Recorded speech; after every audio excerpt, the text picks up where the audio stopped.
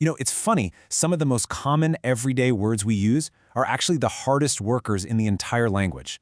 We say them without a second thought, but they're secretly these little linguistic powerhouses. Today, we're going to put one of them right under the microscope and see what makes it so incredibly important.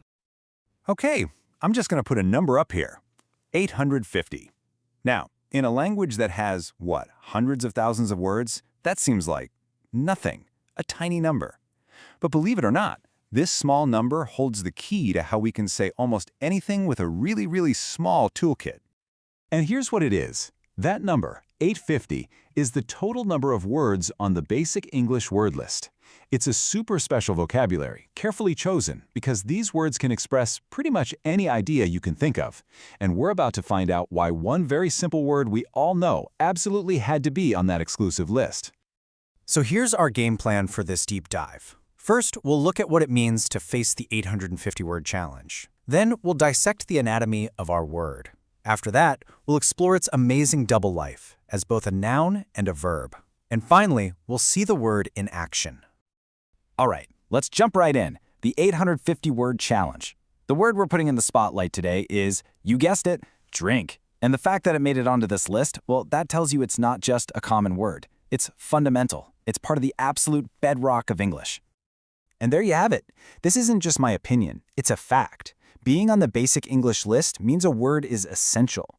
It's a non-negotiable tool you need to build clear thoughts. So the word drink must be doing a ton of heavy lifting for us. And now we're going to find out how.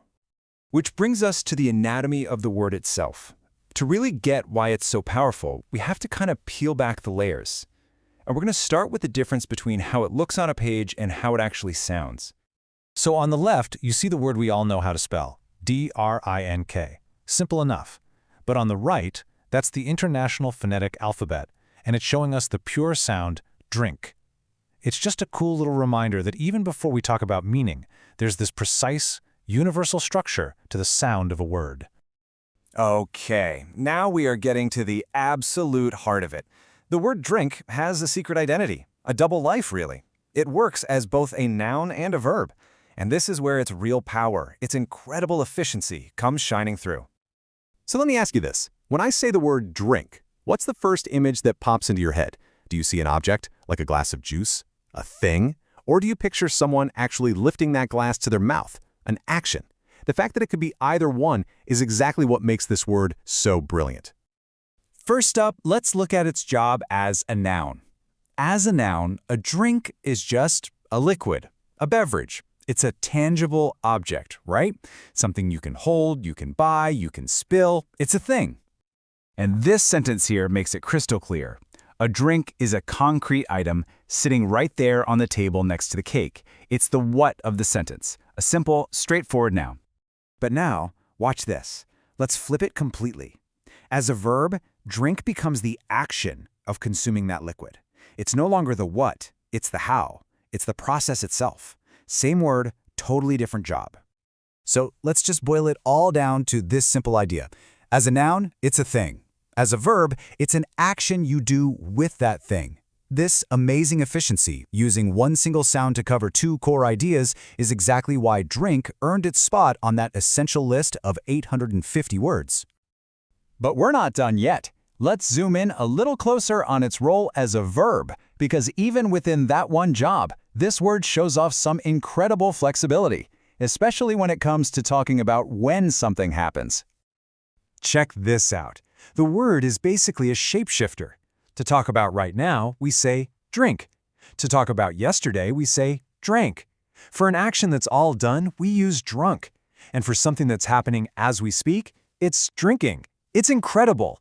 One root word just transforms itself to place the action perfectly in time. And here it is in a simple, everyday sentence.